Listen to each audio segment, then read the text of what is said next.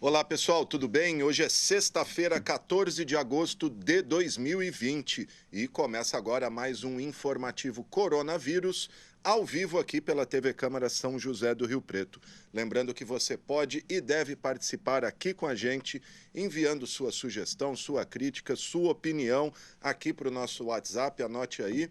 É o 991637905 e temos também nosso telefone fixo aqui da TV Câmara, 3214-7766. Estamos ao vivo também pelas redes sociais da Câmara Municipal, estamos lá no Facebook, no YouTube, entra lá, curta a nossa página, toca o sininho, deixa o seu joinha, que você vai ser notificado sempre que um novo programa estiver no ar. E também estamos ao vivo pelo nosso site, riopreto.sp.leg.br,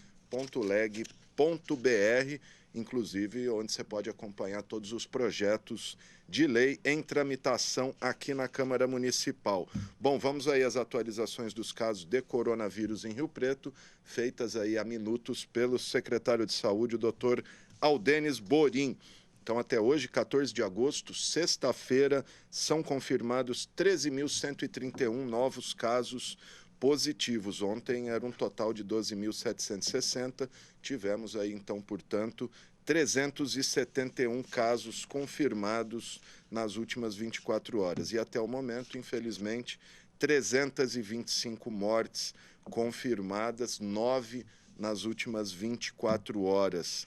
Algumas coisas que o secretário falou aí, que tudo que está acontecendo está dentro de um planejamento, que o objetivo da secretaria e do comitê aí do coronavírus sempre foi o do achatamento da curva para não colapsar o sistema de saúde, né? Adotando a estratégia aí de não deixar os casos explodirem, mas também de não impedir 100% a circulação do vírus. O secretário falou ainda que quem fala que abrimos leitos só para não ir para a fase vermelha está falando bobageira, ele falou bobagem, que se casos estivessem aumentando perigosamente, nós iríamos para o lockdown, mas até esse momento não foi necessário, segundo o secretário.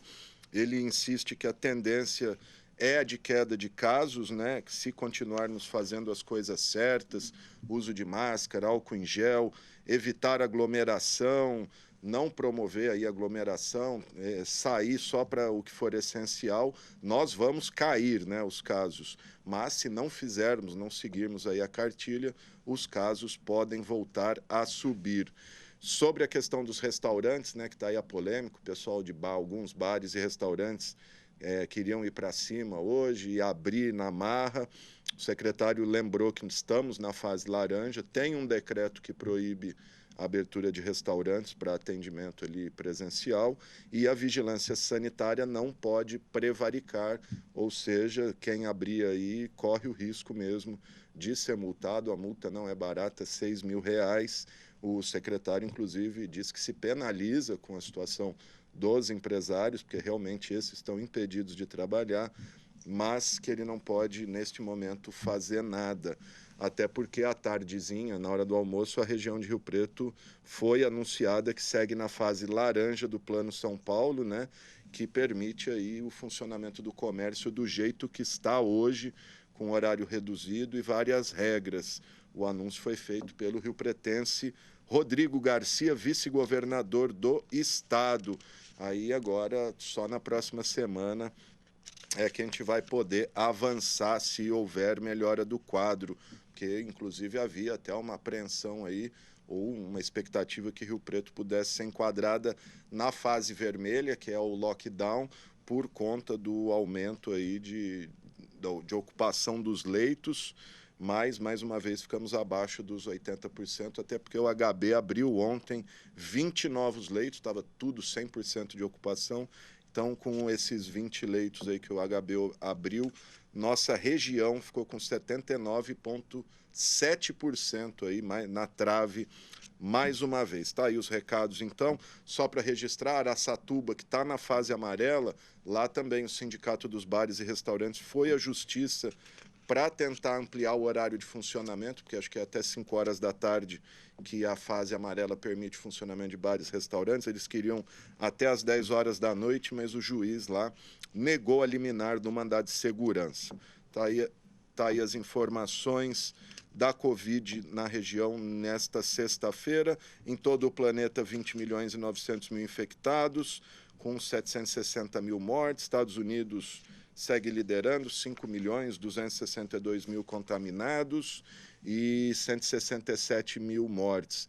E no Brasil nós temos 3 milhões 230 mil infectados, com 105 mil mortes. Sobre a questão da região, a gente teve aquela polêmica semana passada de Catanduva, né, que teria surgido a informação que Catanduva tinha 22 leitos fantasma, que só existiriam no papel. O promotor André Luiz Nogueira da Cunha chegou a abrir um inquérito para investigar esse caso, mas acabou arquivando, disse que foi tudo esclarecido. Então, até por isso, o doutor André está aqui no Zoom comigo. Ele vai explicar rapidinho para a gente o que ele constatou nessa situação envolvendo a Diretoria Regional de Saúde e o Hospital de Catanduva. Doutor André, tudo bem? Me ouve legal? Boa tarde, ouço perfeitamente, Alexandre. Muito obrigado aí pelo convite e pelo espaço aqui. Obrigado, senhor, por nos atender, doutor. Então, rapidamente só, o que o senhor constatou nesse caso? Houve mesmo uma divergência de dados, sem dolo? Queria que o senhor explicasse o que aconteceu. Na verdade, nós nem chegamos a instaurar um inquérito civil, tecnicamente falando, ficou só como uma peça de informação, que é algo, vamos dizer, menos profundo, né? Porque nós recebemos essa informação numa reunião, ficamos preocupados e aí já logo oficiamos para que a DRS nos desse as explicações. A DRS explicou que era uma pequena inconsistência entre dois cadastros, entre o cadastro do CNES, que é um cadastro para o Ministério da Saúde, e o cadastro do Censo Covid. O CNES trazia 2, 3, 4 leitos a menos do que estava no Censo Covid. Desde logo eu já esclareço que pelas pesquisas e pelas informações que nós obtivemos, tanto da DRS como da Secretaria Municipal de Saúde de Catanduva, o número que é utilizado na contabilidade, eu vou falar dessa forma mais leiga, na contabilidade de leitos para a classificação da região, é o Censo Covid, que é um cadastro do governo do Estado, da Secretaria de Estado de Saúde. Então, já logo de início, a inconsistência que havia, ela era no CNES. Esse cadastro do CNES é mais variável, porque ele vai se comportar conforme a dinâmica de internações e de atendimentos do hospital. Ambos são informados pelo hospital, eles são de declaração do próprio hospital, mas desde logo nós percebemos que não havia problemas no Censo Covid, que era justamente o que interfere na classificação da região, na contabilidade dos leitos. Foram solicitadas as informações, o hospital prestou informação, o DRS prestou informação, mas não ainda satisfeito ou não seguro, nós solicitamos à Secretaria Municipal de Saúde de Catanduva informações. A Secretaria foi in loco, verificou e constatou a completa correção dos leitos informados pelo Hospital São Domingos ao Censo Covid, ao governo do Estado de São Paulo. Então, portanto, o Censo Covid estava certo e sempre esteve certo e não haveria condições de interferir nessa contabilidade da classificação da nossa região, que estava correto. E a pequena inconsistência que havia no CNES já foi corrigida. O hospital nega essa inconsistência, a DRS diz que havia, e a Secretaria Municipal de Saúde confirmou que, mesmo que houvesse a inconsistência, era mínima, mas era neste outro cadastro do Ministério da Saúde, que não interfere no Censo Covid, e essa inconsistência já está corrigida. Então tá certo. O importante é que então esse dado discrepante aí não interferiu na classificação da região, que era o que preocupava, né, doutor? Quero agradecer ao senhor por essa entrevista e estamos sempre à disposição. Nós agradecemos também o espaço e cumprimentamos a todos. Muito obrigado. Obrigado aí, o doutor André Luiz Nogueira da Cunha. Agradeço a entrevista, estamos sempre à disposição. Vamos ver mais para frente aí se a gente bate um papo mais alongado com o promotor lá de Catanduva. Bom, gente, na terça-feira a gente vai ter a 27ª sessão ordinária de 2020 e quem tem as informações é a jornalista Thaís Machado, que está ao vivo aqui comigo. Thaís, conta pra gente, fala aí o que tem na ordem do dia da próxima terça-feira. Boa tarde, Alexandre. Boa tarde a todos os telespectadores da TV Câmara. Os vereadores realizam na próxima terça-feira, que é dia 18 de agosto, a 27ª sessão ordinária de 2020. O plenário deve analisar 8 propostas. Lembrando que esta sessão também será realizada de forma remota e a reunião é transmitida por meio de uma plataforma online. O plenário deve analisar em urgência o projeto do presidente da Casa, o vereador Paulo Paulera, que reconhece como atividade essencial os escritórios de contabilidade e também advocacias no município. Também em urgência, projeto do vereador José Carlos Marinho, que dispõe sobre a possibilidade de aplicação de aulas e atividades online a serem realizadas pelos beneficiários cadastrados no programa Auxílio Atleta da Secretaria de Esportes aqui do município. O primeiro item, na ordem do dia, é um veto total à proposta do vereador Renato Pupo, que autoriza o Poder Executivo a firmar parcerias com entidades sem fins lucrativos com o objetivo de instituição do serviço SAMU veterinário aqui no município. O plenário avalia ainda proposta de emenda à lei orgânica do Executivo, que altera parágrafo da lei para que procedimentos administrativos possam ser acessados de forma eletrônica, assim dando mais celeridade, transparência e também eficiência à comunicação, bem como à administração. Outros 2 projetos do Poder Executivo estão em votação, para a criação do Fundo de Desenvolvimento Econômico de São José do Rio Preto e o projeto que revoga a lei que institui o programa Cultura para Todos. Além disso, está na pauta o projeto de lei da vereadora Cláudia de Giuli, que proíbe a distribuição a título de brinde, promoção ou sorteio de animais vivos em eventos públicos ou privados. Os vereadores votam ainda a legalidade do projeto de Anderson Branco, que dispõe sobre a proibição ao uso de radar móvel, estático e portátil no município. Somando, na pauta está projeto de resolução do vereador Celso Luiz de Oliveira, o Peixão, que reduz o período de recesso eleitoral aqui na Câmara de Vereadores para o período entre 20 de dezembro e 20 de janeiro.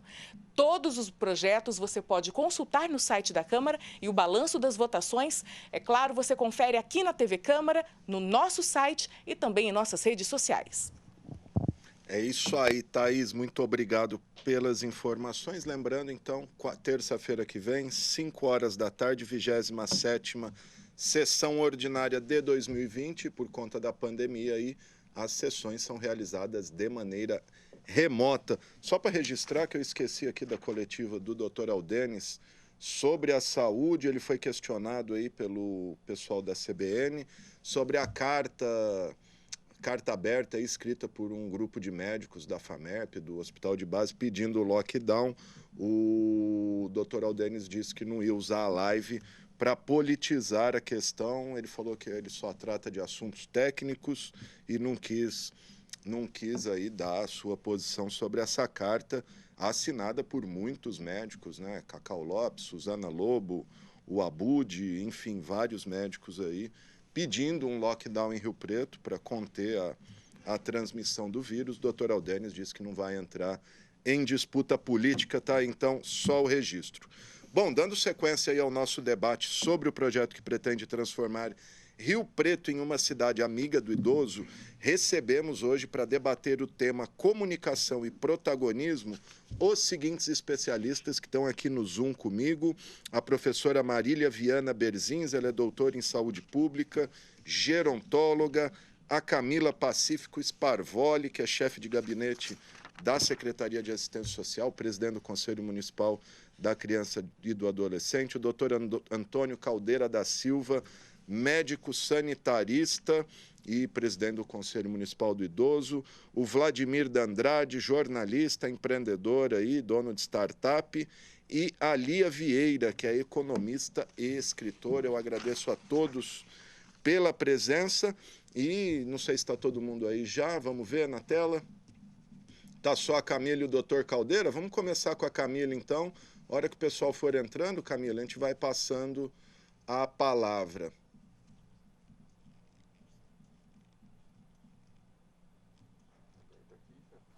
Acho que o pessoal está com o microfone fechado. São José do Rio Preto.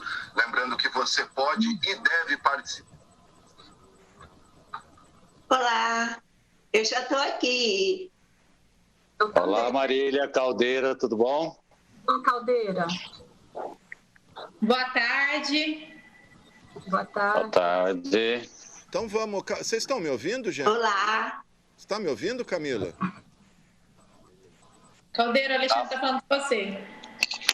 Alexandre, para mim está bem baixo. Estou ouvindo, mas está baixo. Para você está normal, Camila? Para nós está normal aqui o áudio de. Está bem baixo também. Eu não estou ouvindo nada. Só vocês. Vamos tentar consertar isso aí, então. O que pode estar acontecendo aí? Oi, gente, eu já estou aqui. Vocês estão me vendo? Não. Agora eu estou vendo, Marília. E a mim? Não. Ô, gente, vamos fazer o seguinte, vamos derrubar essa sala aí, vamos abrir de novo, porque assim não tem condição, né? A gente vai debater aí com os especialistas o projeto que pretende transformar Rio Preto na cidade amiga do idoso. Tem vários debatedores aí, acho que a gente está com um delay aí no Zoom. Vamos fechar a sala, abrir de novo e ver o que acontece, torcer para dar certo, né? Enquanto isso, olha só, a gente tem um boletinzinho aí da questão do poupa-tempo, né? O poupa-tempo, agora que está confirmado que Rio Preto segue na laranja, a partir de quarta-feira da semana que vem, o poupa-tempo começa a reabrir aí nas cidades que estão na fase vermelha para atendimento presencial e essencial, caso de segunda via de RG e outras coisas essenciais. A gente tem as informações aí com a Vivian Lima, vamos conferir.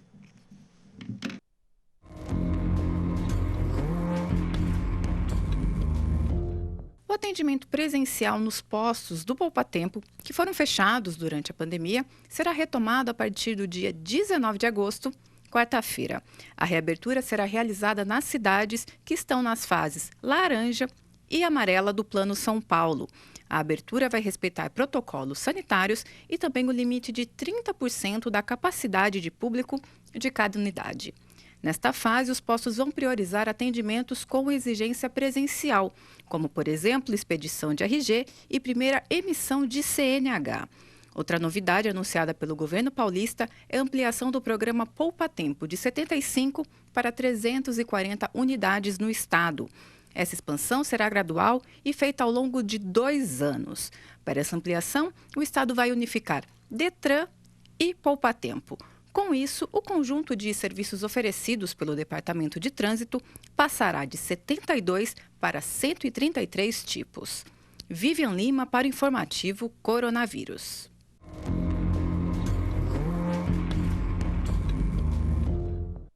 Ok, gente, estamos de volta aí, vimos o poupa-tempo aí, é uma exigência, a população está desesperada aí atrás de documento, etc. Bom, vamos seguir aqui o debate do Rio Preto Cidade Amiga do Idoso. Tema de hoje, comunicação e protagonismo. Eu vou repetir os debatedores aqui. Professora Marília Viana Berzins, doutora em saúde pública, gerontóloga. A Camila Pacífico Sparvoli, que é presidente do Conselho Municipal da Criança e do Idoso e chefe de gabinete da assistência social, Antônio Caldeira da Silva, presidente do Conselho do Idoso, médico sanitarista, o Vladimir D'Andrade, jornalista, empreendedor, e a Lia Vieira, economista e escritora. Agora sim, acho que está todo mundo aí, e todo mundo me ouve agora. Está ouvindo, doutor Caldeira?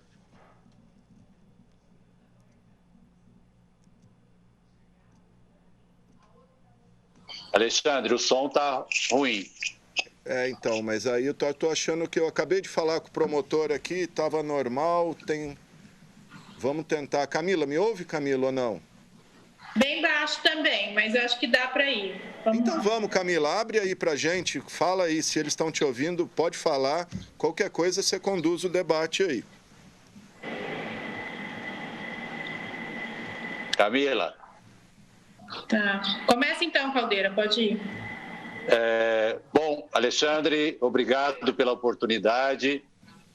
Estou aqui como presidente do Conselho Municipal dos Direitos do Idoso de São José do Rio Preto, que é constituído por representantes do poder público, representantes da sociedade e de entidades que cuidam de idosos, participam da rede de cuidado de idosos e também das universidades.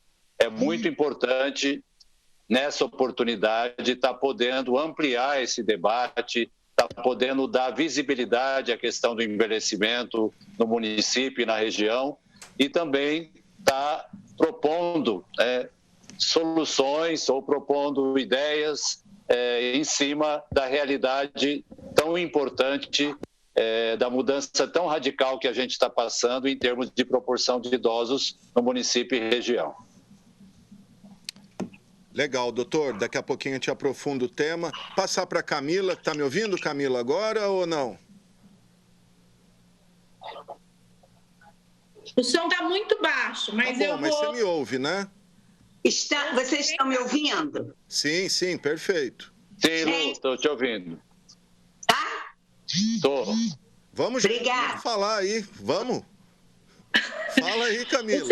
O Conselho Municipal dos Direitos da Criança e do Adolescente, né, se sente honrado em estar participando do processo todo da Cidade Amiga de Todas as Idades, porque é uma relação intergeracional, afinal de contas a gente aprende ao longo da vida e esse aprender tem a ver com os exemplos que depois vão se transformar em políticas públicas, né, para que a gente possa realmente ter crianças e adolescentes que saibam o que é o envelhecer e com isso possam respeitar os idosos de uma maneira natural. Então, daí a importância da gente estar já trabalhando junto desde sempre.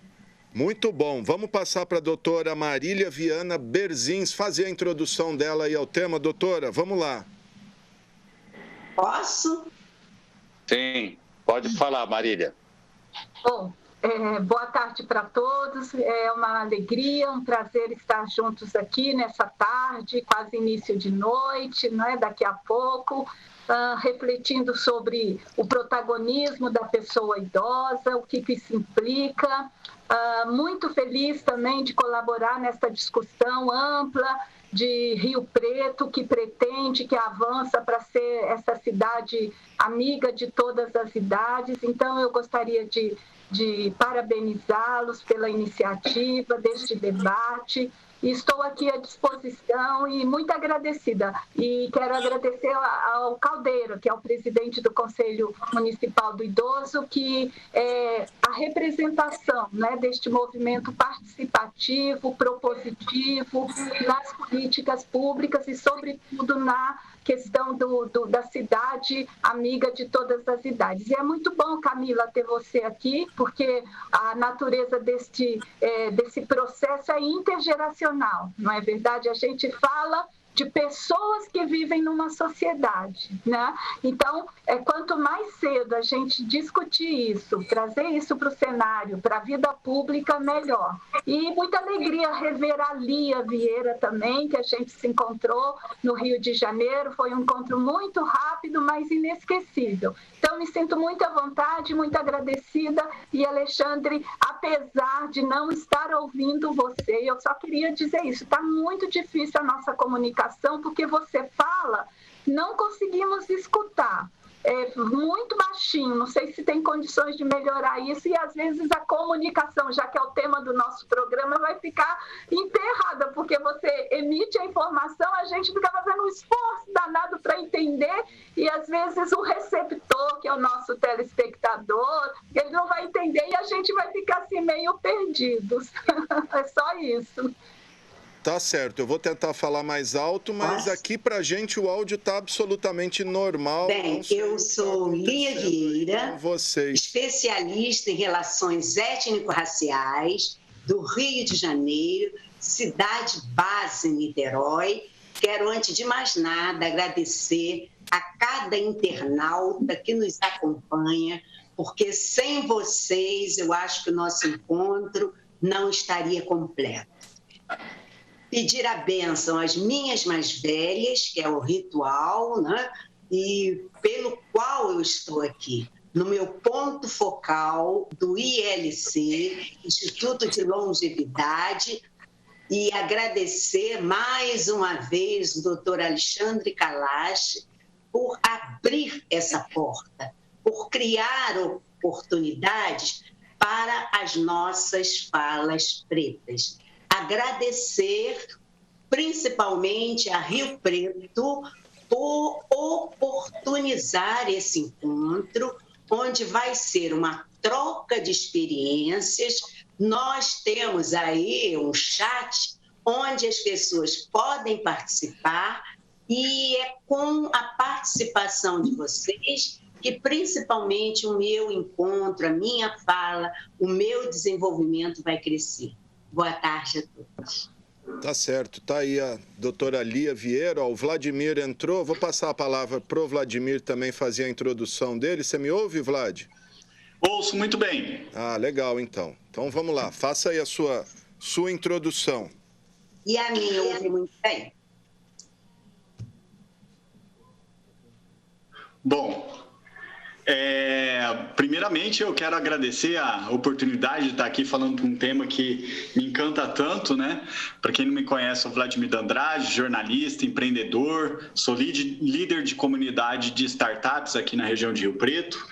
E junto com meus 2 sócios eu tenho uma empresa de inovação, né, em que nos satisfaz muito no sentido de buscar formas diferentes de resolver problemas, buscar o novo, desafiar aquele famoso, mas é assim que sempre foi feito, né? Então é um grande prazer estar aqui com pessoas que eu acho que têm essa mesma linha de pensamento, né?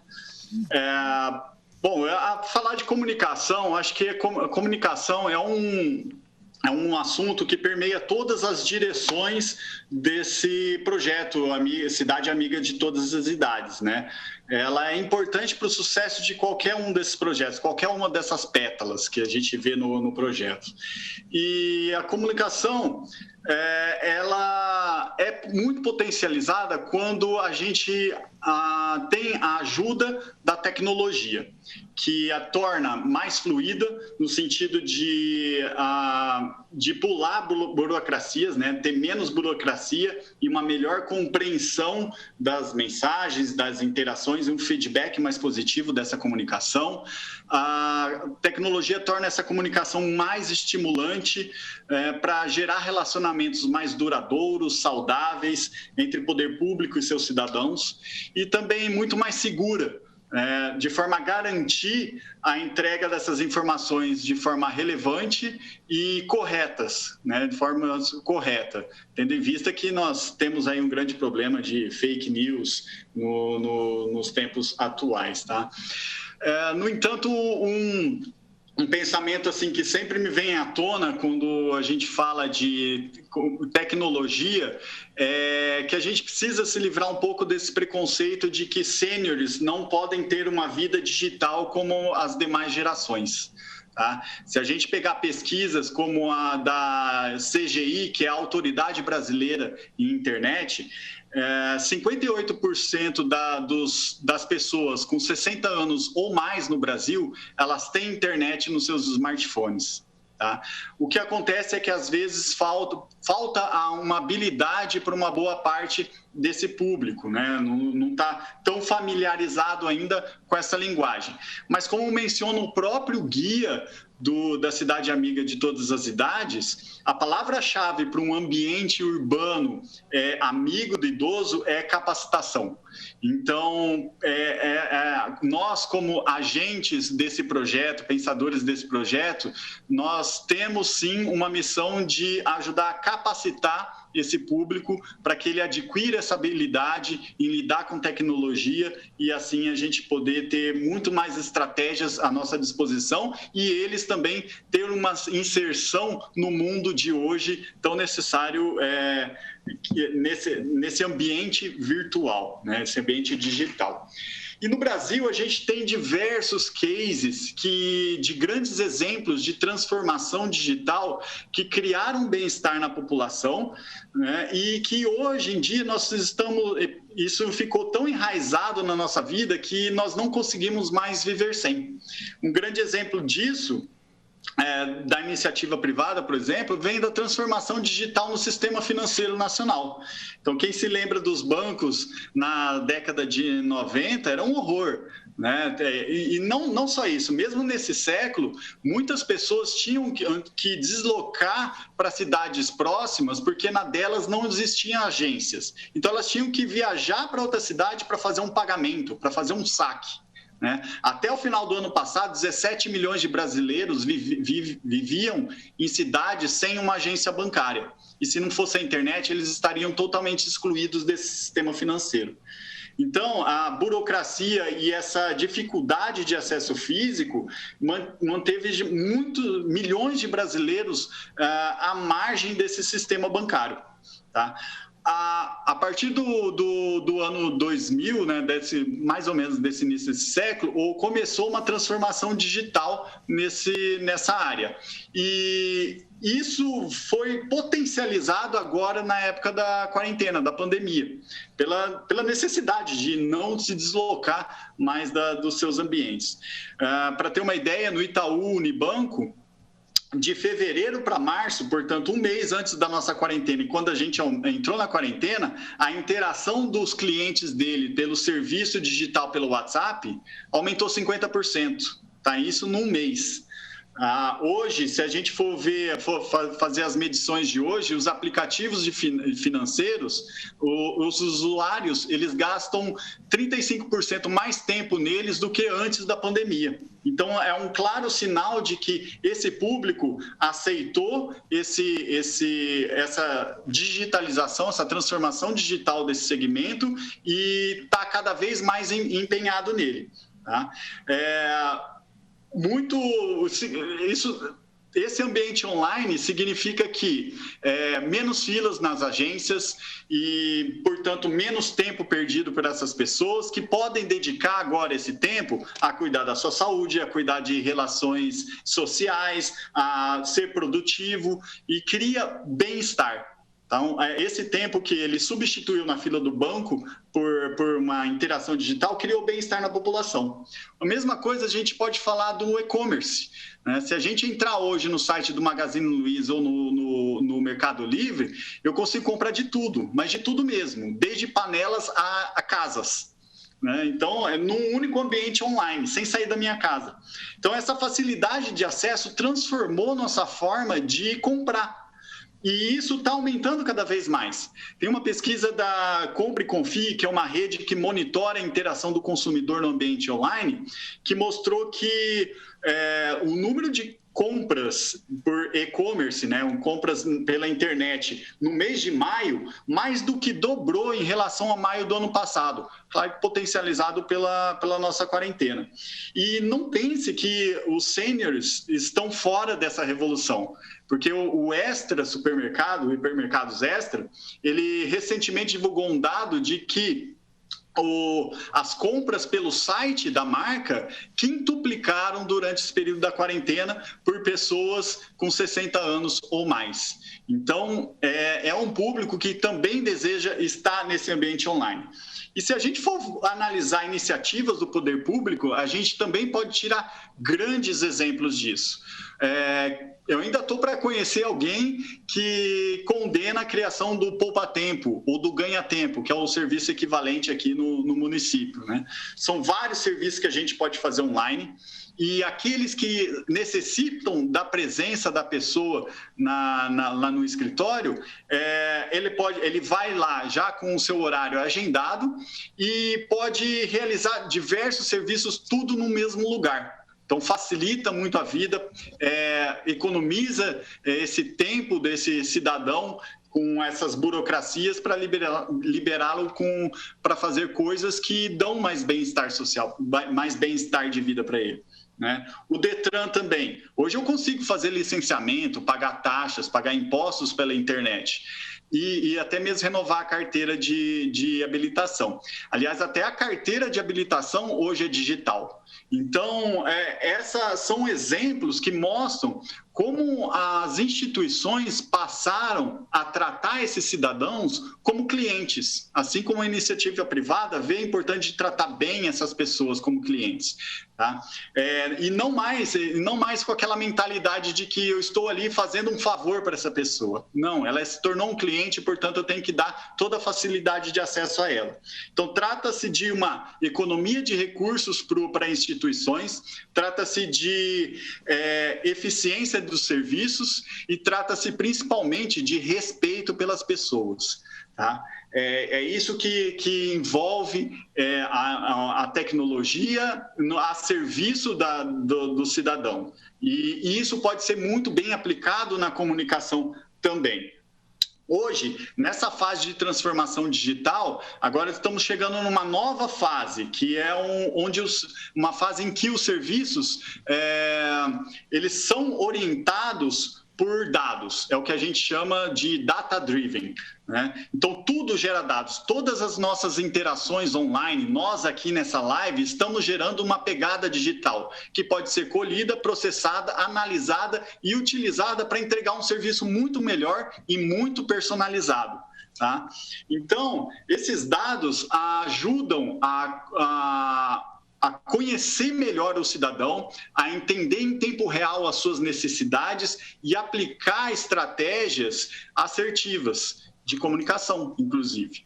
Ajudam as instituições na tomada de decisão, ajudam a elas acompanharem a execução dessas estratégias de comunicação e fazer ajustes com base no feedback dos consumidores e mapear comportamentos e até humanizar e aproximar essa comunicação. Tá? Ok, Vlad. Então, ok, para concluir, por favor.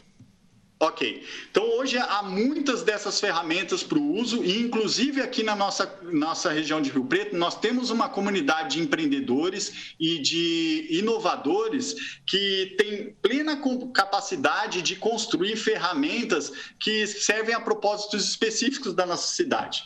Tá? Então, essas ferramentas existem e é possível a gente utilizá-las com muito êxito. Claro que nós temos diversos pontos de observação. Um delas é a Lei Geral de Proteção de Dados, né, porque o uso de dados passa por uma regulação, só que essa lei está aí não para impedir que a gente faça coisas para o bem-estar social, mas e sim fazer uma regulação. E aí a gente tem muita margem de manobra nisso. E o poder público tem que aproveitar dessa vantagem de ter acesso a dados que ninguém mais tem. Tá certo. A intervenção do Vladimir de Andrade, jornalista, empreendedor, e deu bons exemplos aí de como a tecnologia e a comunicação podem garantir o protagonismo dos idosos. Até por isso vou passar para a doutora Marília Viana Benzirs também falar sobre essa questão, como a comunicação pode garantir aí o protagonismo do idoso, doutora.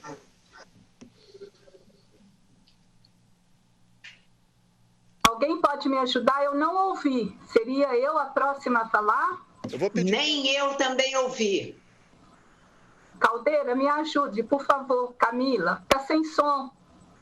Camila, você está sem som. Fale você, pode falar, isso mesmo. Só continue e fala. Isso. Tá bom. Bom, então eu vou falar mais especificamente sobre o protagonismo da pessoa idosa. E eu também preciso registrar aqui que essa é uma parceria com o ILC, na pessoa do professor Alexandre Kalash. Eu acho super importante registrar isso, de onde foi feita a aproximação, o convite. E eu quero dizer o seguinte, eu sou uma pessoa idosa, a gente está falando protagonismo da pessoa idosa. Eu fui conselheira do Conselho Municipal da Saúde da cidade de São Paulo. Eu fui conselheira durante 11 anos do Conselho Municipal do Idoso e atualmente eu sou conselheira do Conselho Estadual da Pessoa Idosa. E o protagonismo é um assunto extremamente importante na construção de uma sociedade, de uma cidade, de uma comunidade, de uma instituição que pense respeitar todas as pessoas que estão nela, que compõem, né? Protagonismo vem da palavra protos, que é do latim, que quer dizer principal, o primeiro, aquele que age, aquele que faz, não é?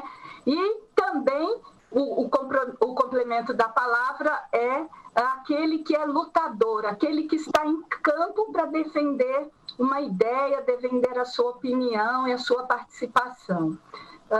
Esse termo protagonismo, ele surgiu aproximadamente nos anos de 1960, ele foi incorporado muito, aliás, o protagonismo do ponto de vista social, porque o teatro já usava esta palavra faz muito tempo, mas ela entrou numa outra concepção através do que a gente chama da educação, que veio fazer essa proposta de que todos nós somos protagonistas e devemos ir em busca desse lugar acontecendo na sociedade. E hoje também a gente tem uma palavra que caminha muito perto do protagonismo, que é o empoderamento, que é aquela possibilidade dos indivíduos terem voz, visibilidade, influência e a capacidade de agir em seu benefício daquele meio que ele está inserido.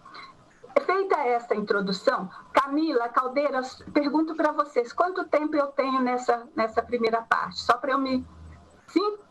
5 minutos? Ok.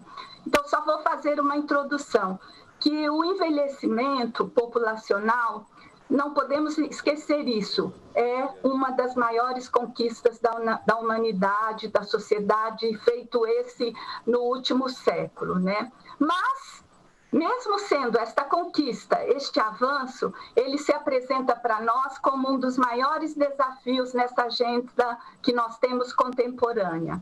Sobretudo quando pensamos que o Brasil no qual nós vivemos e, por consequência, os estados brasileiros e as cidades, os municípios, que é onde a gente habita. Eu sou brasileira, mas o meu endereço é da cidade de São Paulo, portanto, é em São Paulo que eu habito, e mais particularmente ainda num bairro da Zona Norte, onde eu tenho o meu endereço, é ali que se apresenta este Estado brasileiro nas suas mais diversas conotações. Eu não posso esquecer que o Brasil é um país desigual, é um país injusto, é um país que tem uma dívida enorme com os seus cidadãos. Vide a situação atual que nós estamos vivendo em relação à pandemia. E é nesse cenário que o envelhecimento está. E eu gosto de pensar no envelhecimento, é muito importante a gente lembrar isso. Não existe uma única forma de envelhecer. Sujeitos envelhecem de forma diferente. E dependendo do lugar que eu nasci, do meu sexo, da minha renda, da minha cor, não é?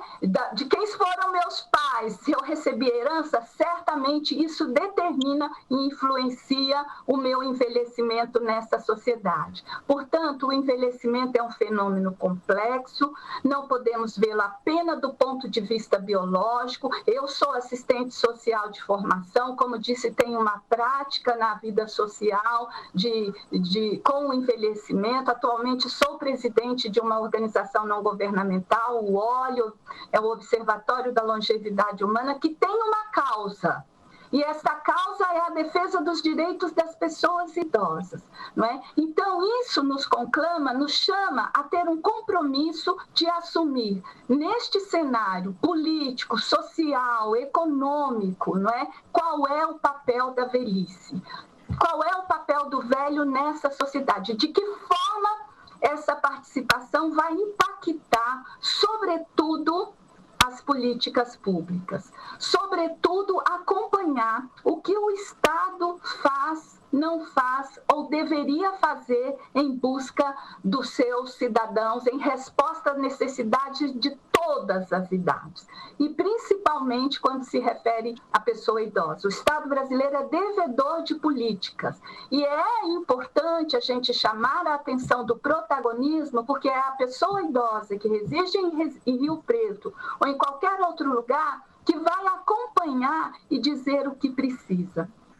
Portanto, o envelhecimento na sociedade brasileira tem se revelado um fenômeno complexo ainda, no qual precisamos muito avançar.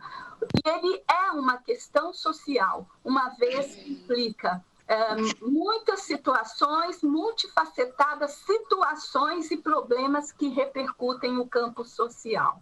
E, portanto, considerando que não há um único jeito de envelhecer, que as pessoas precisam ter um envelhecimento digno, um lugar na sociedade e, sobretudo, eu acho que o grande desafio, concluindo essa minha primeira participação na qual nós estamos aqui discutindo, né? Qual é o lugar do velho? E quando eu falo velho, eu não estou associando a um caráter preconceituoso, mas um sujeito social.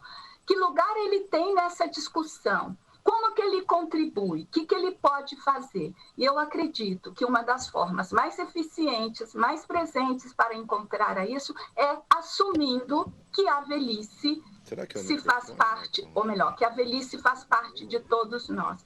Quando negamos que somos sujeitos envelhecentes ou já envelhecidos, nós estamos retirando de nós essa capacidade de sermos protagonistas, de dizermos queremos ou não queremos.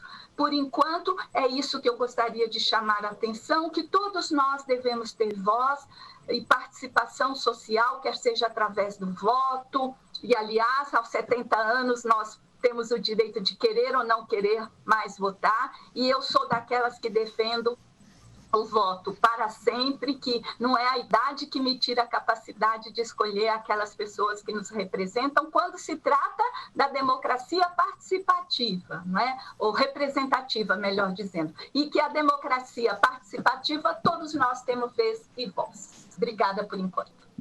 Marília, vou assumir aqui, considerando o som, então, okay. Assim, só para a gente fazer um pouco do debate, o Alexandre me passou umas perguntas, né? Como você acha que a gente pode garantir o protagonismo e desenvolver essa competência com os nossos idosos? Eu acho que nós precisamos ter uma educação para a cidadania. Eu acho que nós estamos ainda, apesar de termos a nossa Constituição cidadã desde 88, ela ainda, o direito a ter direito ainda não é pleno na nossa sociedade. O que nós precisamos fazer? Nós trabalhamos com o segmento idoso, não é? Então, nós precisamos efetivamente trabalhar essa discussão com este segmento, ele se apropriar, que ele é protagonista. Veja, e isso é um reflexo muito do entendimento da nossa vida social. A gente vai, vota no dia da eleição, depois esquece em quem você votou, não é? E isso não me diz respeito. Eu acho que nós precisamos, a nossa democracia ela se estrutura na representativa e na participativa. A representativa é essa que nós fazemos e exercitamos através do voto. Eu dou a alguém a confiança do meu voto. É a outra que eu quero chamar a atenção, que é esta democracia participativa. Como que ela se processa? Através do nosso papel nessa vida social. Né? Eu não sou uma pessoa que só desenvolve o papel. Não, eu posso mudar. Como se dá? No seu bairro, na sua rua, na sua vizinhança, à medida em que você acompanha as coisas, através dos fóruns que reúnem as pessoas idosas, nas atividades que nós temos. Então, o nosso grande desafio como trabalhadores do campo do envelhecimento, nós, como cidadãos, é incentivar, não é, que as pessoas idosas assumam este papel de protagonistas, de participantes desta vida social, de tal forma que elas possam mudar a história. E tem várias maneiras de se alcançar este fim. Muito obrigada, Marília, por essas contribuições. Agora eu vou passar a palavra, então, para a professora Lia Vieira, que é economista, escritora, especialista em relações étnicos, raciais e de gênero. Então, com a palavra, Lia. Lia, você tem 5 minutos. 5? Acabou. Bem, eu quero, nessa primeira intervenção, dizer que eu estou trazendo a fala aqui do Conselho da Mulher, do Conselho da Igualdade Racial e do Conselho do Idoso. Porque nós aprendemos que nas discussões de políticas públicas tem que ter interseccionalidade, né? A política tem que ser transversal, passar por todos. Eu sou de Niterói e tenho oportunidade de dizer aqui que Niterói é o 7º em qualidade de vida entre 5.500 municípios. Isso já nos fortalece, enquanto ela falou muito bem, a questão da cidadania. Depois, a questão urbana, que nós estamos no índice de 100%. Os nossos transportes, os nossos equipamentos têm sido muito bem administrados ao longo de governos altamente democráticos que sempre trabalharam com a sociedade. Esse tem que ser o ponto pacífico, né? A participação na gestão administrativa, que é tão difícil.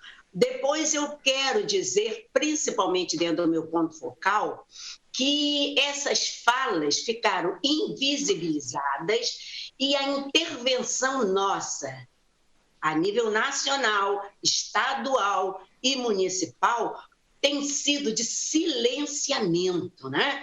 O que aconteceu com Boyd, ou aquela do Black Skin, né, da Beyoncé, não afetam tanto as pessoas não negras quanto as balas perdidas que atingem nossos filhos.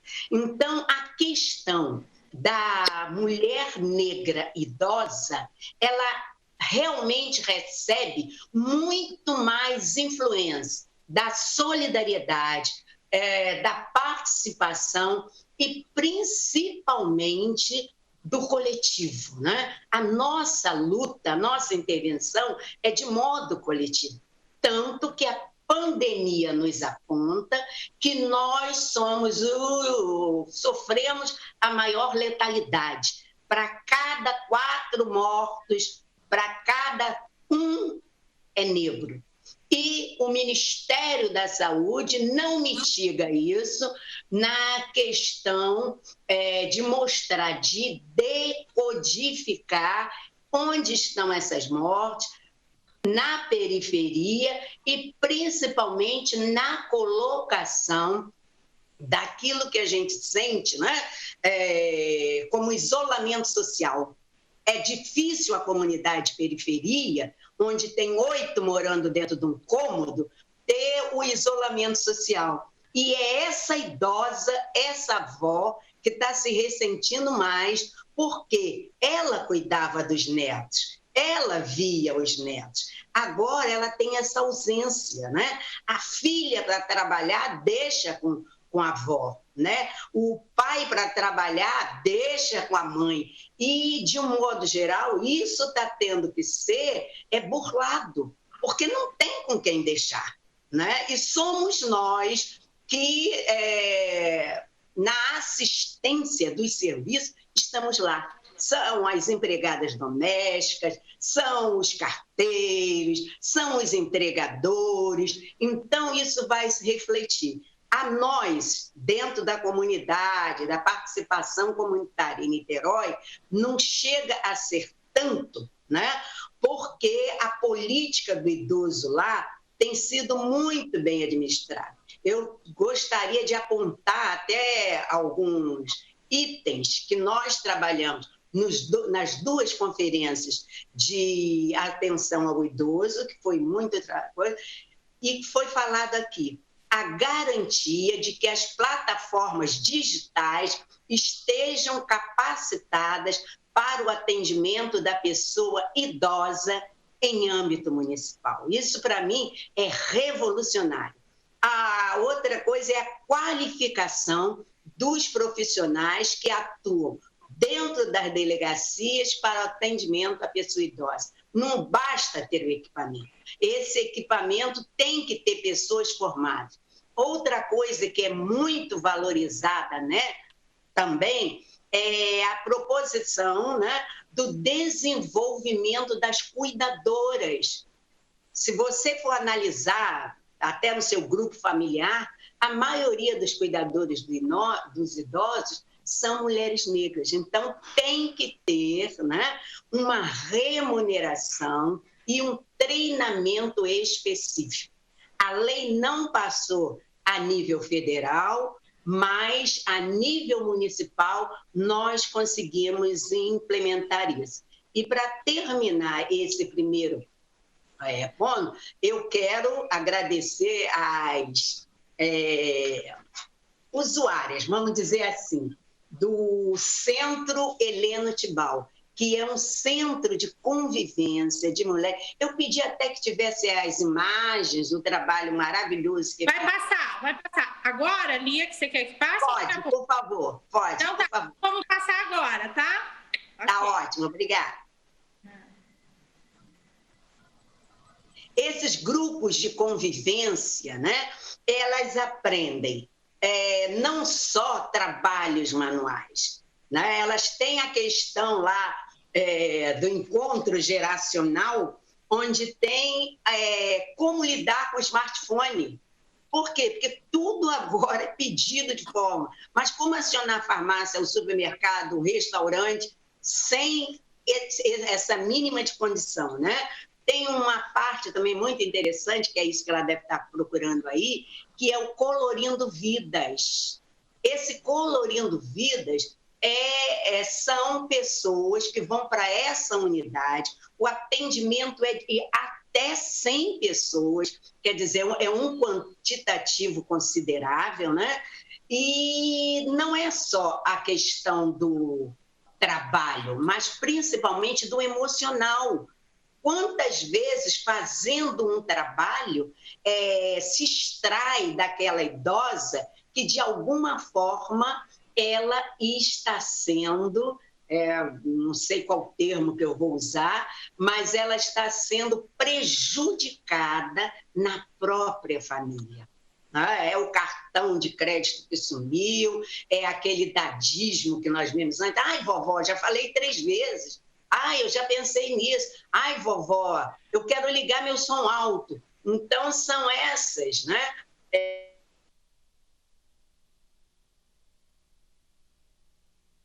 Acho que a gente teve um probleminha aí na conexão. Vou pedir para reabrir a conexão aí para o pessoal entrar novamente. Vamos lá, tá abrindo aí de novo aqui, porque estavam me falando que caiu o link do Zoom. A hora que o pessoal tiver aí, pode jogar na tela de novo, Edu.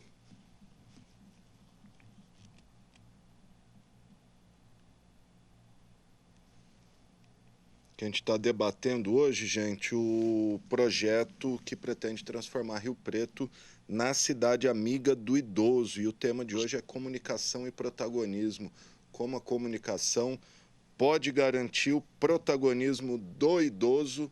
E a gente está ouvindo aí vários especialistas, a doutora Marília Viana Berzins, gerontóloga, a Lia Vieira, economista, escritora. Voltei, gente.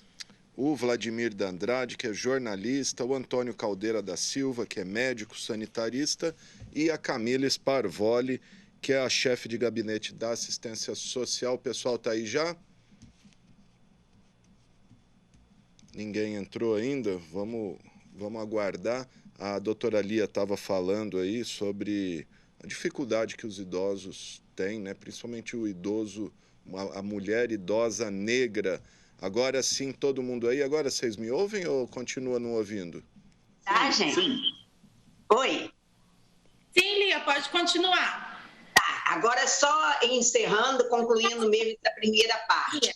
Dizer que dentro desses equipamentos, eles estão situados não só nas áreas centrais, mas também nas periferias. E que agora, mesmo com o isolamento e a questão da comunicação precária, eles conseguem se comunicar, né, através do aplicativo, do dispositivo, mesmo nas periferias.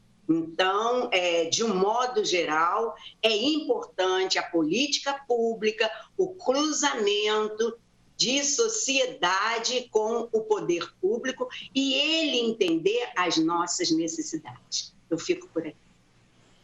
Ok. Obrigada por toda a contribuição. Eu só estou, assim, só a título de esclarecimento, a gente está com um probleminho de áudio, né, entre os participantes e a TV Câmara. Então, por isso, a gente está assumindo esse papel. Então, assim, assim, só para ficar claro para todos que estão escutando. Agora, então, eu vou passar a palavra para o doutor Antônio Caldeira da Silva, que é o médico sanitarista e atual presidente do CMDI. Obrigado, Camila. Bom, e seguindo a orientação do professor Kalash, né, enquanto cidadão de 65 anos, eu acho que tem alguns pontos importantes para a gente estar ressaltando nesse momento de construção de uma cidade mais amiga à pessoa idosa e todas as idades, nesse olhar para o futuro. Eu acho muito importante, como primeiro passo, trazer a visibilidade para uma realidade do município que ainda não é muito enxergada, que é o quanto de idosos nós somos. Hoje, em Rio Preto, em torno de 18% da população tem mais de 60 anos. Então, nós estamos muito próximos de 60 mil pessoas idosas nessa cidade. E a cidade, a maioria das vezes, não enxerga essa realidade, né? Por ser uma cidade pujante, por ser uma cidade com ótimos indicadores, né? Nem sempre essa realidade ela é assimilada. E temos que pensar que anos próximos, por isso que nós estamos nos antecipando a essa realidade, a esses desafios, nós vamos estar com o dobro dessa população. A gente imagina que nos próximos 5, 10 anos, nós vamos estar com em torno de 140 mil idosos. Essa é uma mudança radical, né? E também acho que, além de trazer essa visibilidade, é muito importante que nessa cidade a gente comece a criar uma consciência coletiva do quanto isso significa o avanço, do quanto isso significa uma coisa importante, uma conquista para a cidade. Então, é possível e necessário valorizar mais positivamente o envelhecimento e a realidade dessa cidade e dessa região. Esse tema que nos foi proposto também traz um dos eixos dessa discussão da cidade amiga, que é o envelhecimento ativo. E aí é importante ressaltar que, para essa perspectiva do envelhecimento ativo, a gente também aposta na ampliação das capacidades, dos potenciais das pessoas idosas. E, para isso, é muito importante que a gente incentive um processo de comunicação aos conhecimentos, um processo de ampliação da educação, não necessariamente só para a educação formal, mas um processo de educação que aposte no bem-estar comum, que aposte numa cidade diferente, numa cidade que olhe a longevidade como uma conquista importante. Dentro do que já foi falado, dos aspectos que foram citados, além dessa ampliação da capacidade dos idosos, também no envelhecimento ativo a gente fala da ampliação das oportunidades. E aí é importante pensar nas oportunidades no setor saúde, e aí nós não estamos falando mais só do acesso ao atendimento em saúde. Nós estamos falando numa aposta de um novo modelo de saúde que contemple todas as necessidades das pessoas idosas, que contemple a abordagem das condições crônicas, que contemple o envolvimento dos cuidadores. Então, é muito importante que, suplantando esse momento em que o setor saúde só olha para a Covid, que a gente aposte na recuperação da atenção básica, das ações de prevenção, das ações de promoção, das ações multidisciplinares, que são importantes para dar conta da complexidade do manejo dessas condições crônicas. Também, no envelhecimento ativo, traz a visão da participação, que já foi muito colocada, mas é importante a gente trazer essa visão, então, do idoso participando, fazendo acontecer, apostando que ele tem um potencial importante de interferir, de contribuir, de que ele pode produzir.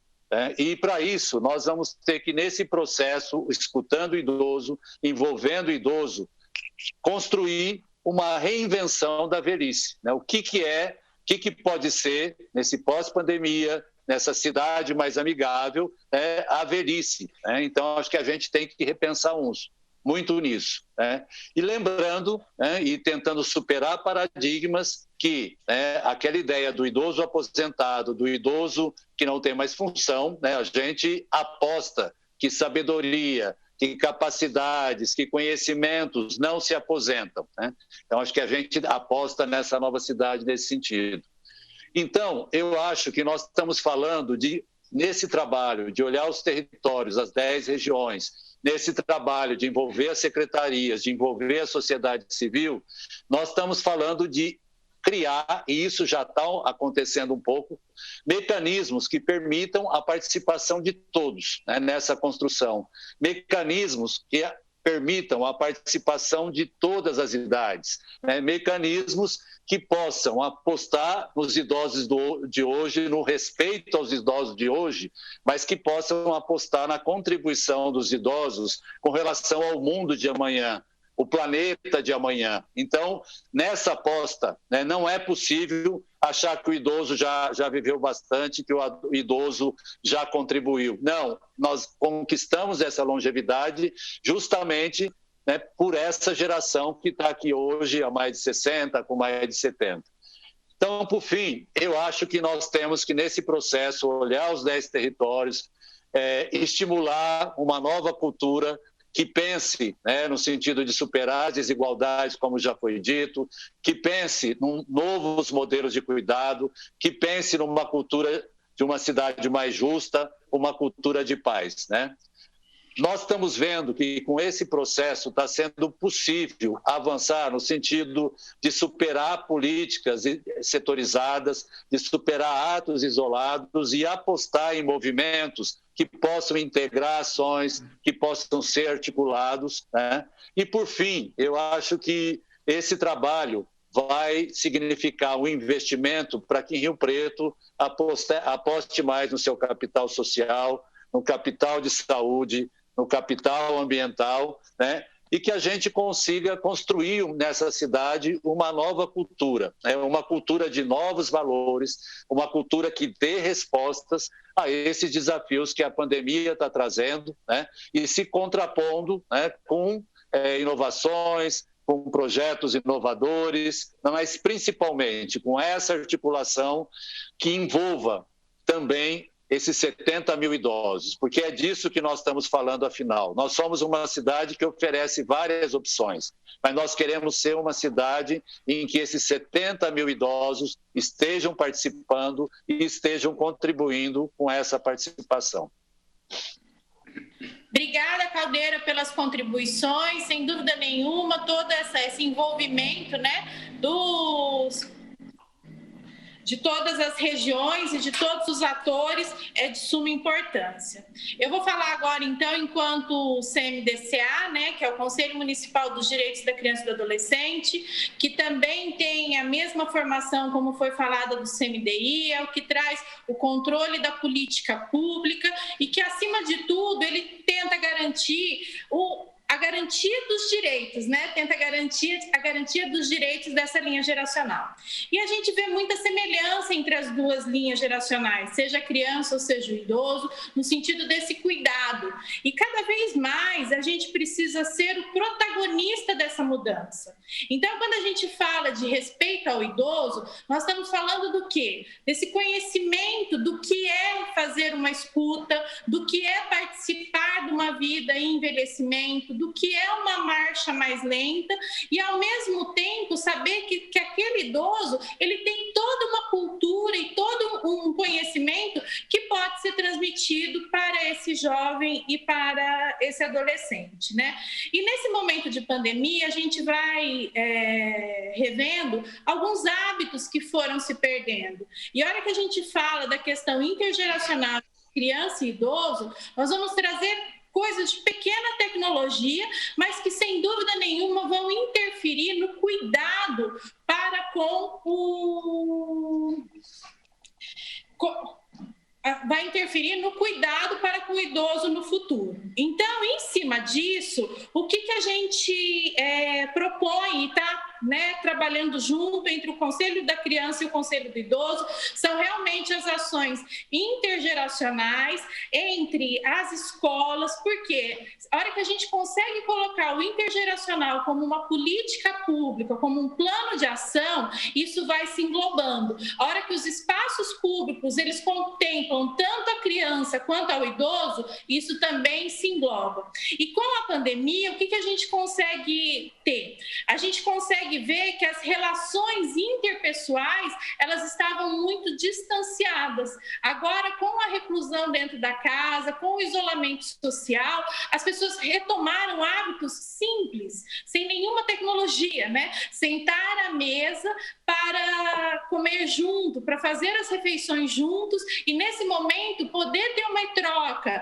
entre quais foram as dificuldades do dia, quais foram, né, os desafios, quais são os medos, e a gente poder ir se aproximando entre as próprias pessoas. Por quê? A hora que a gente fala das crianças, dos pais e dos avós, muitas vezes esses laços eles ficaram muito distanciados. E agora, com a pandemia e com essa proposta mesmo da Cidade Amiga de Todas as Idades, nós estamos falando de se rever as relações, de se rever os espaços e se rever a política pública, né?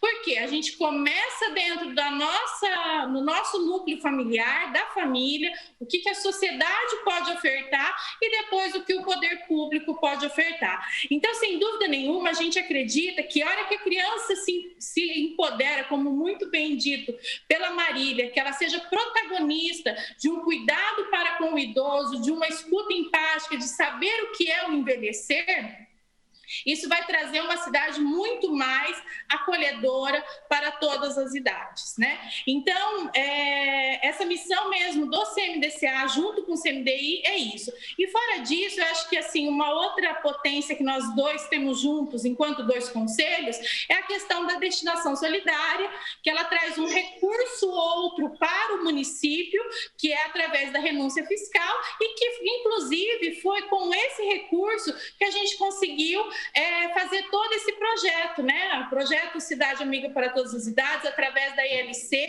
um termo de parceria com a Secretaria da Assistência Social e Prefeitura de Rio Preto, foi financiado com a renúncia fiscal da CPFL. Então, assim, só para colocar que assim, a gente consegue trabalhar junto, sem perder a essência das suas políticas, tá?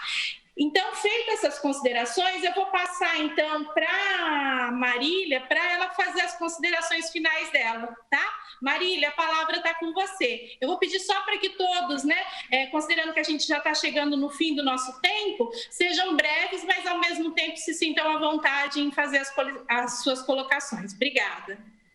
Nossa, que rápido!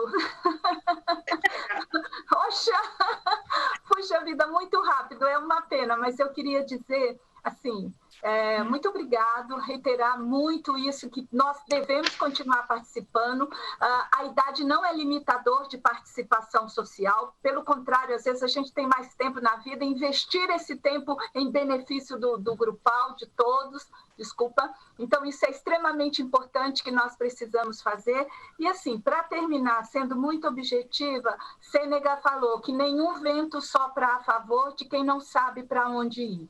E aí eu pergunto assim, será que nós, o segmento idoso, nós trabalhadores com idosos, nós sabemos o que queremos? Se a gente não sabe o que quer, a gente não sabe para onde ir e as forças não estarão a nosso favor. Então, muito sucintamente, participar de todo esse processo da vida social, quer seja igreja, não só a participação de assistir, mas a participação igual a protagonismo. Nos núcleos de convivência, centro de convivência, na ILPI, o idoso tem voz, tem direito, idade não tira a capacidade dele reagir e de participar e de mudar o curso da história. Eu acho que isso é fundamental. E assim, não é?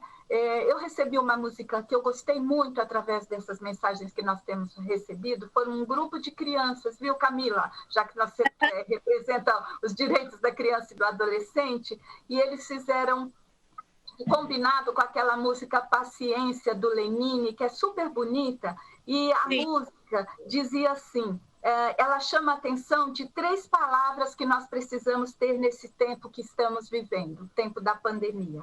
Calma, pausa e causa. Repito, calma, pausa e causa. Precisamos ter calma para passar por esses tempos tão difíceis. Precisamos ter pausa em nossa vida para o encontro e reencontro conosco mesmo e com os outros. E nós precisamos ter uma causa. No nosso caso, a causa é a velhice e o envelhecimento, né? Então, será que tem um remédio para curar toda essa loucura que nós estamos vivendo? Será que vai voltar tudo ao seu lugar? Ou será que tudo a gente pode ou não controlar, né? O que será que nós temos a falar? Talvez seja a hora de pensar, de ter calma, de ter pausa. E a nossa causa é a velhice. E para mim, a síntese é essa: por um envelhecimento digno no Brasil. Que as pessoas idosas sejam tratadas com respeito, com dignidade, com seus direitos assegurados, enfim, que elas possam ter um lugar na vida pública e que nós precisamos das políticas públicas para contemplar as necessidades, porque não é só ter mais anos na vida, mas é que esses anos sejam vividos com dignidade. Muito obrigada pela oportunidade. Muito obrigada, Marília, pelas suas contribuições, né? E agora eu passo, então, a palavra para as considerações finais da Lia Vieira. Lia, a palavra está com você, tá? De novo, agradecendo a participação, quem ficou até agora. E eu quero deixar... Ontem eu encerrei exatamente no Dabrasco com essa frase do Lenine, que é de 1990, né? Enquanto o mundo pede um pouco mais de calma, mas muito mais de alma. Por quê? O processo civilizatório, né, tem que incluir as pessoas. Não pode discriminar por cor, por raça, por idade, por opção sexual, por religião. E é isso que o novo normal, não sei se vai conseguir trazer, mas eu acho que existe, pelo menos na minha alma, uma inquietação que é ressignificar esse conceito de envelhecimento. Eu acho que esse envelhecimento ou essa pessoa idosa, ela tem que ser protagonista também das suas ações. Não é as pessoas ficarem sempre pensando, não, pode ser assim, pode ser aquilo. Há que ter uma interação de Secretaria de Educação, Secretaria de Assistência Social, Secretaria de Cultura, porque também não é só a questão da saúde, né? E entender para que esse idoso seja respeitado, antes de tudo, nós precisamos ter um novo olhar sobre essa questão. Um olhar que abre mão de algum dos seus prestígios dentro do núcleo familiar para atender essa pessoa que está há mais tempo e que se trabalha, principalmente na minha comunidade negra, a questão da anterioridade. A pessoa que veio antes, ela tem muito mais a oferecer. O avô ensina mecânica para o neto, a avó ensina a fazer um bolo. E esses movimentos contemporâneos do longevo têm que apontar para um novo olhar civilizatório. E eu encerro, gosto muito de música, faz parte da minha cultura, onde eu coloquei o Lenine, né? Hoje eu coloco Legião Urbana. A música também tem mais de 10 anos, mas nunca foi tão atual. É preciso amar as pessoas como se não houvesse amanhã. Eu não tenho que fazer opção quem vive e quem morre. Eu preciso, mais do que nunca, incluir as pessoas num grande, caldeirão de afeto para que todas as pessoas tenham um viver melhor. Não apostar no idoso enquanto investimento nunca vai ser o problema de recursos, vai ser uma questão de prioridade de investimento. Eu vou ficar, então, com a doença, e não é isso que nós queremos. Se eu não apostar em saúde, e principalmente saúde mental, eu vou ter que gastar com doença. Então, que esse novo olhar inclua as pessoas, inclua as ações e inclua, principalmente, a afetividade. Muito bom, Lia. Contribuições muito significativas e, sem dúvida nenhuma, Legião Urbana marca a gente, né? E, assim, uma colocação ímpar. Passo agora a palavra para mim mesma, né? Então, para fazer as considerações. Fique à vontade. Obrigada. Então, em cima disso, né?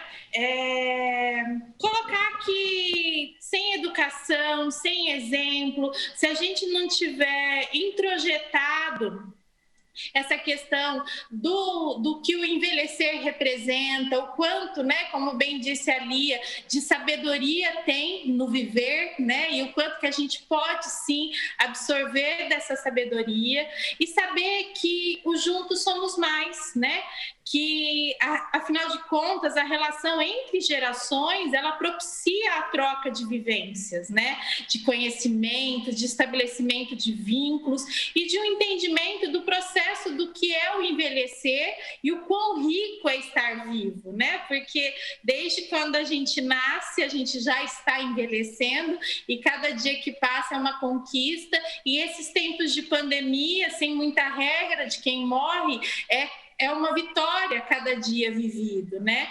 E que o respeito e a tolerância, né, da criança para com o adulto e do adulto para com o idoso, ele tem que ser construído, ele tem que ser visto, ele tem que ser vivido, né? E nós que estamos vivendo momentos onde as pessoas são assassinadas por questões torpes, né? E que onde há ausência do diálogo, né? E a relação intergeracional, ela propicia esse diálogo, ela propicia a troca da sabedoria, que é uma coisa que não tem livro que ensine a sabedoria e que, sem dúvida nenhuma, essa é a grande conquista, é a gente poder saber que todos somos juntos, somos mais, e somos mais com a riqueza das nossas diferenças, sejam elas diferenças de raça, de cor, de cultura, de conhecimento, de títulos de diploma, mas de linha geracional, de idade, mas que a gente, acima de tudo, tenha escuta empática e respeito para saber que só junto nós vamos conseguir fazer uma cidade com bastante vitalidade comunitária, onde seja prazeroso viver em qualquer dos locais do município e não em um lugar específico ou em outro. E eu não tenho dúvidas que esse projeto, a sua concretização, poder participar do seu planejamento, da sua execução e dessa primeira avaliação, porque ela vai, sem dúvida nenhuma, ter muitas outras, vai ser um marco para o município e que é uma honra muito grande poder ter colocado um tijolinho nesse projeto todo e um tijolinho de integração entre as políticas e entre as linhas geracionais, como no caso o Conselho Municipal dos Direitos da Criança e do Adolescente, atuando junto com o Conselho Municipal dos Direitos do Idoso, uma vez que o que a gente quer é uma cidade com qualidade de vida para todas as idades. Então, meu muito obrigada por esse momento de reflexão e, acima de tudo, de aprendizagem, que a gente consiga colocar uma parcela de tudo isso que a gente aprendeu em prática. Dando sequência aqui no meu outro papel, eu passo então a palavra para as considerações finais do Dr. Antônio Caldeira, médico sanitarista e atual presidente do Conselho Municipal dos Direitos da Criança e do Adolescente. Caldeira, a palavra está com você. Justamente no dia em que nós nos propusemos a discutir comunicação, o nosso grande coordenador da TV Câmara, nosso parceiro nessa discussão, Alexandre Gama, não pôde participar. Mas eu quero, então, aproveitar, Alexandre e todos, para dizer, né, o quanto eu aposto, não só nesse projeto, nesse movimento, mas o quanto eu acredito que a TV Câmara, pelas características que ela tem, ela pode ter um papel fundamental nesse novo em transmitir conhecimento, nesse novo em favorecer trabalhos intergeracionais, nesse novo em envolver o idoso num caminho de maior participação. A gente quer, num futuro próximo, que os 70 mil idosos de Rio Preto possam utilizar mais da TV Câmara e participar. E quero agradecer e aproveitar essa parceria, que ela tem sido muito significativa e produtiva nesse caminho. Obrigado, Caldeira. Vocês estão me ouvindo agora ou não? Parece que o Vlad está me ouvindo bem, né? A Camila voltou a me ouvir, Camila, ou não? Estou ouvindo bem. Falta só as considerações finais do Vladimir Andrade, do jornalista. Então vamos passar para o Vlad aí fazer a consideração dele e já agradeço a todos aí pela participação. Peço desculpas pelo problema, mas infelizmente acontecem, né? Vamos lá, Vladir. Alô, tô me ouvindo? Sim. Agora sim. Legal. Bom, eu fico muito feliz de ter participado e de dar continuidade nessa discussão, uma rica discussão. Eu acho aqui investir nos seniors, né, a gente não está falando somente em reduzir gastos com saúde, não.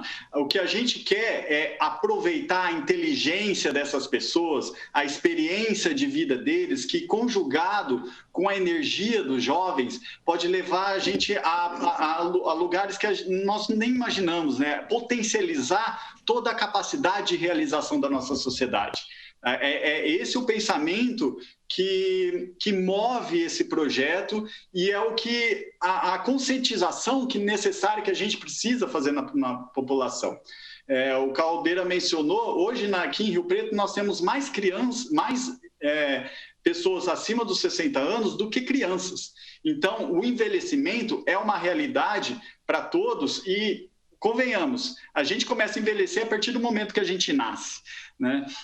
Então, a gente tem que criar esse mecanismo, por meio de mecanismos, criar essa interação entre as gerações.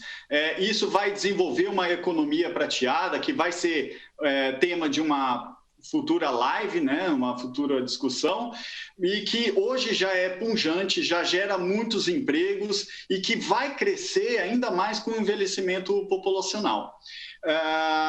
Por isso, a gente precisa desse protagonismo do sênior para que ele tenha essa iniciativa, né, e conte com a ajuda da sociedade para ele realizar os seus sonhos, certo? E protagonismo acontece quando há um canal livre de comunicação entre todos os agentes. Eu preciso ser ouvido e eu preciso escutar o que as outras pessoas estão falando. E o que a Camila falou ali, que todo mundo nessa pandemia agora está sentado numa mesa discutindo como foi o dia, a tecnologia ela pode propiciar que o poder público também esteja nessa mesa, também discuta o dia a dia com esse idoso, com esse sênior. E isso leva a um amadurecimento dessa sociedade e leva a grandes benefícios que a gente tem oportunidade de conquistar. Então, é um convite para a gente refletir nessa integração, usar a tecnologia como ferramenta para trazer o bem-estar, e a comunicação pode se beneficiar muito de todo esse aparato tecnológico existente e toda essa energia desse grupo e da sociedade que a gente mobilizar. Tá? Então, eu agradeço aqui a participação, fico à disposição para falar mais sobre o tema. É um tema que eu sou apaixonado por falar e falo com muito entusiasmo, e espero vê-los na próxima live. Ok, gente, muito bom. Ouvimos aí, então, a doutora Marília Viana Berzins, doutora em Saúde Pública, gerontóloga, a Camila Sparvoli, presidente do Conselho Municipal da Criança e do Adolescente, o Antônio Caldeira da Silva, médico sanitarista, o Vladimir de Andrade, jornalista, e a Lia Vieira, economista e escritora, a quem eu agradeço todos. Muito obrigado. Sexta-feira que vem a gente debate mais esse projeto Rio Preto, Cidade Amiga do Idoso. Espero que com som na próxima, né? Obrigado, gente.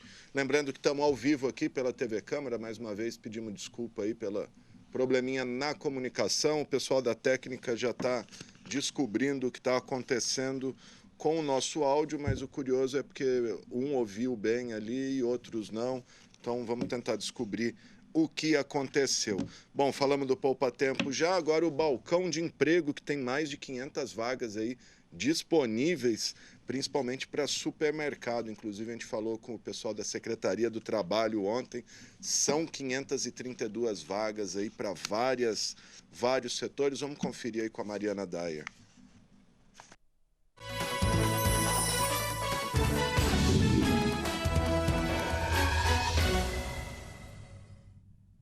Para quem está buscando uma recolocação no mercado de trabalho, o Balcão de Empregos da Prefeitura de Rio Preto anunciou 462 novas vagas.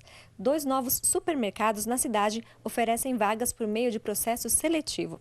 São oportunidades para diversas funções, como encarregado de recursos humanos, de açougue, de caixa, depósito, e-commerce, de frutas, legumes e verduras, de mercearia, padaria e prevenção de perdas. Para esses postos, os pré-requisitos são ter disponibilidade de horário e também de viagem para treinamento, se necessário. Também há oportunidades para açougueiro, peixeiro, repositor de frutas, legumes e verduras, operadores de caixa, limpeza, orientadores, padeiros, setor de trocas e muitas outras. Essas e outras vagas podem ser consultadas no site do Balcão de Empregos, que é o riopreto.sp.gov.br/balcão de empregos. O candidato deve fazer um cadastro e escolher a vaga de interesse. O processo é todo gratuito e online. O atendimento presencial no Balcão de Empregos do Poupa Tempo e na Prefeitura Regional Norte continua suspenso. Mais informações pelo telefone 3211-4950. Mariana Dyer para a TV Câmara.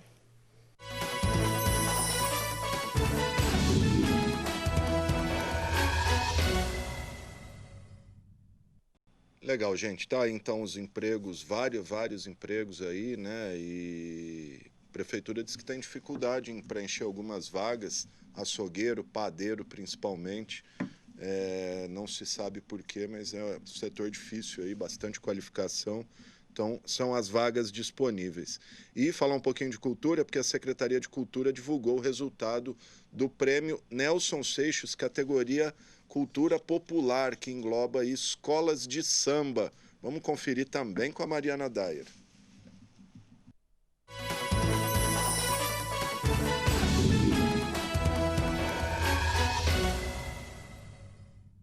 A Secretaria Municipal de Cultura divulgou o resultado do Prêmio Nelson Seixas na categoria Cultura Popular Escolas de Samba. Foram selecionados os projetos Formação Carnavalesca, da proponente Isabel Aparecida Escudeiro, Sambadania, da Imperatriz Rio Pretense, Batuque e Cidadania, da Império do Sol, e Projeto Carnaval Empreendedor 2, da Acadêmicos de Rio Preto. Cada projeto receberá R$50 mil, totalizando um investimento de R$200 mil em fomento. Os projetos devem contemplar atividades como organização técnica, formação de mestre-sala e porta-bandeira, criação e desenvolvimento de enredo, aulas de dança, entre outras atividades.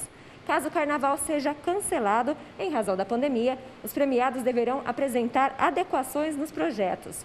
Outros eventos promovidos pela Secretaria de Cultura já foram cancelados e seriam realizados nos próximos meses, como o desfile de 7 de setembro e o Réveillon na Represa Municipal. Mariana Dyer para a TV Câmara.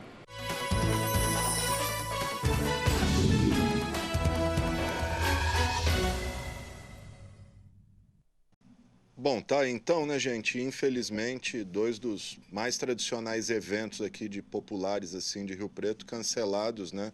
O desfile de 7 de setembro, não tinha a menor condição aí de acontecer, e também o Réveillon, já por precaução aí, a prefeitura já cancelando o tradicional Réveillon na Represa Municipal, lamentavelmente. É isso aí, mas não tem jeito, não tem outra opção nesse momento de pandemia.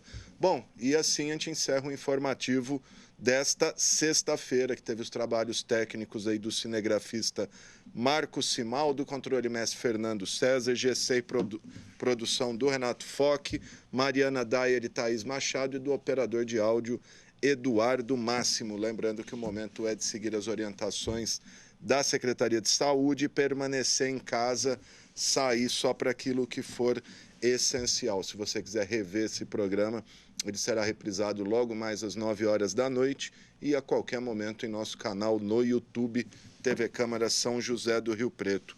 A gente volta na segunda-feira, às 4 horas da tarde, com mais informações para você. E na sequência aqui, acabando, coladinho, você confere um documentário produzido em 2006 pela TV Câmara sobre o Mercadão, em homenagem a algumas pessoas que já morreram, em especial a dona Nilce Aparecida Niola Martins, a dona Nilce ali das Flores, que morreu aos 84 anos no último domingo. Ela era a mais antiga permissionária do Mercadão. Segundo consta ali, ela começou a trabalhar na banca de flores dos pais desde a inauguração do Mercadão, em 1944, há 76 anos. E nesse documentário aparecem ainda outras personalidades de Rio Preto que já nos deixaram, como o então administrador do Mercadão, Girair Carabaquian, o folclórico Caruaru e a cerimonialista, durante muitos anos aqui na Câmara, a dona Olívia Lobo. E além de outros que seguem ali na batalha diária, como o Tadal do Pastel, a Irani dos Temperos, o Cláudio da Figueira, da Pastelaria Palmeiras, o Roberto Guraib, lá do Laticínio São José, a Bete da Verdura e o Zé do Vinho. Todos seguem lá forte e firme, passando nesse momento difícil, né? O Mercadão, além de estar ali a meia boca reformando, funcionando ali precariamente, ainda está com restrição de consumo e presença da população em decorrência da pandemia, mas se der tudo certo, isso vai passar. E a gente termina hoje com Pixinguinha, Meu Coração, já que hoje, 14 de agosto, é dia do cardiologista. Parabéns aí aos cardiologistas. Meu coração, não sei porquê, bate feliz